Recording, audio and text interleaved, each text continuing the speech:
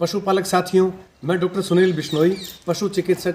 स्वागत है आपका अपने YouTube चैनल पर, जिसका मुख्य उद्देश्य है पशुपालक का ज्ञानवर्धन एवं पशुधन का उत्थान।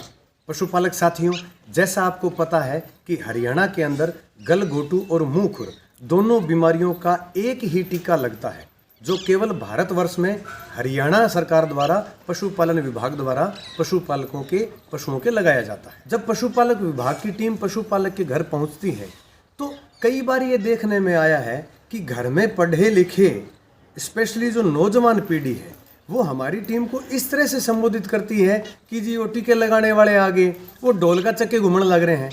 मतलब ये एक बहुत गंभीर विषय है कि एक ग्रेजुएट पढ़ा लिखा नौजवान या नवयुवती अगर टीम को इस तरह की भाषा का प्रयोग करते हैं, इसका मतलब ये है कि इस टीकाकरण के पीछे कितनी मैन पावर और सरकार की तरफ से कितने प्रयास हुए हैं वो उनको पता नहीं है। तो उन नौजवान युवाओं के लिए और जागरूक पशुपालकों के लिए मैं वो सारा प्रयास जो हमारा विभाग करता है, और ये वैक्सीन मैन्युफैक्चरिंग यूनिट मतलब जो दवाई बनाने वाली कंपनियां हैं वहाँ से लेके और आपके घर तक कैसे पहुँचती है, उस पूरी जर्नी को, पूरी यात्रा को बताऊंगा। जैसे ही ये टीका जिस कंपनी में बनता है उस कंपनी से रेफ्रिजरेटेड व्हीकल मतलब ऐसे ट्रक जिनके अंदर टेम्परेचर जो है 2 डिग्री से लेके 8 डिग्री के बीच में रखा जाता है, उनमें ये वैक्सीन आती है। अब कुछ पशुपालकों का सवाल ये भी हो सकता है कि अगर बीच में कहीं टेम्परेचर गड़बड़ हो गया तो उसके लिए उस ट्रक के अंदर एक तो फिजिकल थर्मामीटर लगा होता है जिसका टेम्परेचर आप देख सकते हैं। दूसरा, गाड़ी के ड्राइवर के बराबर में एक यूनिट लगी होती है, उस डिजिटल यूनिट पे उसका टेम्परेचर आता है। और उसके अलावा जहाँ से गाड़ी चली है या जहाँ गाड़ी जाएगी, उन दोनों इकाइयों को गाड़ी का किस समय किस लोकेशन पे क्या टेम्परेचर था उसके लिए उसमें जीपीएस के साथ रिमोट टेम्परेचर कंट्रोल यूनिट लगी होती है, जिससे उसमें किस टाइम कितने बजे और किस लोकेशन पे क्या गाड़ी का टेम्परेचर था ये पता लगा सकते हैं। जैसे ही वो गाड़ी हमारे जिला स्तर के ऊपर जो हमारे स्टोरेज हैं वहाँ पहुँचती है तो वहाँ हमारे विभाग के उपनिदेशक और उपमंडल अधिकारी स्तर के जो अधिकारी हैं वो फिजिकली मतलब व्यक्तिगत रूप से उन बॉक्सेस को चेक करते हैं, एक एक बॉक्स को चेक करते हैं।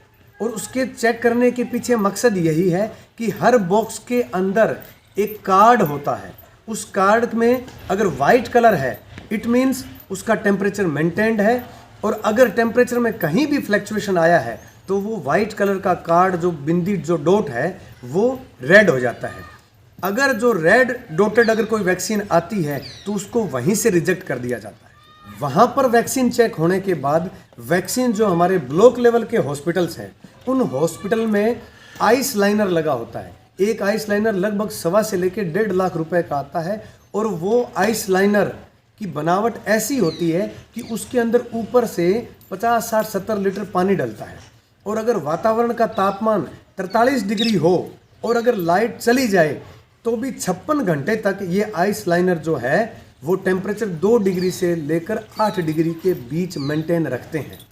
और अभी जैसे सर्दियों का मौसम है तो अभी बाहर का टेम्परेचर 18 और 20 डिग्री है। ऐसी स्थिति में अगर लाइट चली भी जाए तो लगभग 6 से 7 दिन तक वो बिना लाइट के भी टेम्परेचर को 6 से 8 डिग्री तक रखेंगे। इस आइस लाइनर के साथ रिमोट टेम्परेचर मॉनिटरिंग सिस्टम लगा होता है जो वाईफाई के हिसाब से एक ऐप से जुड़ा है शीतल टीका से, और उस ऐप से पूरे हरियाणा के अंदर जो हमारे जहां भी आइस लाइनर इंस्टॉल किए हुए हैं उनकी रिपोर्टिंग हेडक्वार्टर तक पहुंचती है। वहां अगर उसके अंदर ग्रीन कलर का डॉट आ रहा है इसका मतलब वो आइस लाइनर में टेम्परेचर मेंटेन्ड है। अगर वहाँ रेड कलर का डॉट है इसका मतलब उसमें टेम्परेचर में फ्लक्चुएशन आया है। और अगर वो ग्रे कलर का डॉट है इसका मतलब वो यूनिट फंक्शनल नहीं है। मतलब जैसे ही ये वैक्सीन ख़त्म हो जाएगी तो उसके बाद में जब वैक्सीन आइस लाइनर में है ही नहीं तो वहाँ ग्रे कलर का डॉट जो है वो शो करेगा। जैसे टीकाकरण अभियान में कई बार शनिवार और इतवार की छुट्टी भी हो जाती है, और ऐसी स्थिति के अंदर टेम्परेचर फ्लैक्चुएट हुआ या नहीं हुआ, या एक बार टेम्परेचर ज़्यादा चला गया या टेम्परेचर कम हो गया, तो ऐसी स्थिति में वैक्सीन जम ना जाए। तो इसीलिए ये जो रिमोट टेम्परेचर कंट्रोलिंग सिस्टम है ये आपके फ्लैक्चुएशन को बताएगा। टेम्परेचर 8 डिग्री से फालतू होगा तो भी और 2 डिग्री से कम होगा तो भी, दोनों स्थिति के अंदर जो वहाँ मौके का अधिकारी है उसके मोबाइल नंबर पे वो मैसेज जाता है ताकि वो उस मैसेज के बेसिस पे उस वैक्सीन को चेक कर सके और बार बार उस वैक्सीन को चेक ना करना पड़े, आप एप्लीकेशन के माध्यम से उस वैक्सीन को चेक कर सकें। ब्लॉक लेवल के हॉस्पिटल से जब हम हॉस्पिटल स्तर तक इस वैक्सीन को लाते हैं तो हमारे पास थर्मोकोल के बॉक्स होते हैं और जिसके अंदर आइस पैक होते हैं। उस आइस पैक के अंदर ये वैक्सीन लाई जाती है डेली बेसिस पे, रोज़ जितनी ज़रूरत होती है उतनी ही लाते हैं। उसके बाद में वो वैक्सीन हॉस्पिटल में आने के बाद में जो हमारे हॉस्पिटल में फ्रिज है, उन फ्रिज के अंदर आइस पैक भी लगे हुए हैं और उस फ्रिज के अंदर टेम्परेचर भी जो हमारा रेफ्रिजरेशन का है 2 से 8 डिग्री के बीच में, और इस फ्रिज के अंदर भी एक थर्मामीटर, हम जो फिजिकल थर्मामीटर है वो भी रखते हैं ताकि उस टेम्परेचर का पता चले। हॉस्पिटल स्तर से जब ये वैक्सीन पशुपालक के घर तक पहुंचती है तो उसमें भी आपने नीले या पीले कलर के डब्बे देखे होंगे। इनको हम डे कैरियर बॉक्स बोलते हैं, आइस बॉक्स बोलते हैं, और ये भी WHO रिकमेंडेड होते हैं। मतलब इनके अंदर भी अगर बाहर का तापमान 43 डिग्री है और वैक्सीन अंदर रखी हुई है तो आइस पैक के साथ 43 डिग्री टेम्परेचर के अंदर भी ये उस वैक्सीन का टेम्परेचर 2 से 8 डिग्री के बीच में 8 घंटे तक रखते हैं। जबकि हमारा वैक्सीनेशन का शेड्यूल जो है वो हमारे हॉस्पिटल टाइमिंग में होता है, मतलब 8:30 से लेके और 3 बजे तक, अब सर्दियों के टाइम में तो ये भी 8 घंटे की अवधि नहीं होती। तो मतलब अगर हम वैक्सीन को 8:30 बजे भी डे कैरियर बॉक्स में डाल लें और अगर उसको 3 बजे तक भी हम ना निकालें तो भी उसका टेम्परेचर मेंटेन रहता है। इसलिए इन सारे प्रोसीजर से आपको इतना तो पता लग गया होगा कि पशुपालन विभाग पशुओं को इन लाइलाज बीमारियों से बचाने के लिए जो ये टीकाकरण अभियान को कितनी गंभीरता से लेता है। अब जैसा कि आप जानते हैं कि ताली जो है वो एक हाथ से नहीं बजती, तो पशुपालन विभाग गंभीर है, लेकिन पशुपालक कितना गंभीर है ये सवाल मैं आप पे छोड़ता हूँ। पशुपालक साथियों, एक छोटी सी गणित की कैलकुलेशन भी आपके सामने करना चाहूँगा। पशुपालन विभाग 60 लाख से 70 लाख डोज एक चरण में खरीदता है और एक डोज लगभग 15 रुपए के आसपास पड़ती है। तो आप इसको गुणा करोगे तो लगभग 7-8 करोड़ रुपए होते हैं। उसके बाद हर वैक्सीन के लिए सुई और जो सिरिंज है वो भी लगती है, लगभग 3.5-4-5 रुपए एक सुई और सिरिंज के भी लगते हैं। ये भी लगभग इतनी ही मात्रा में मिलती है। तो कहने का मतलब ये है कि एक चरण को कंप्लीट करने के लिए सरकार यानी पशुपालन विभाग लगभग 10 करोड़ रुपए के आसपास खर्च करता है। जो पशुपालक भाई या उनके गांव में कभी इस तरह की बीमारी भूतकाल में आई होगी तो उन्होंने ये एक्सपीरियंस किया होगा कि इस बीमारी को कंट्रोल करना बड़ा मुश्किल है।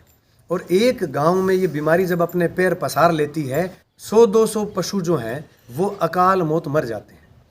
कुछ छोटे पशु हैं तो कुछ बड़े पशु हैं, कुछ लाख रुपए के हैं तो कुछ 10-15-20 हज़ार रुपए के हैं। तो ऐसी स्थिति में मैं अगर उसका औसतन वैल्यू निकालूं तो 50,000 रुपये अगर एक पशु के हिसाब से माना जाए और अगर 150 से 200 पशु भी इस मृत्यु के अंदर शामिल होते हैं तो 1 करोड़ रुपए का नुकसान एक गांव में है।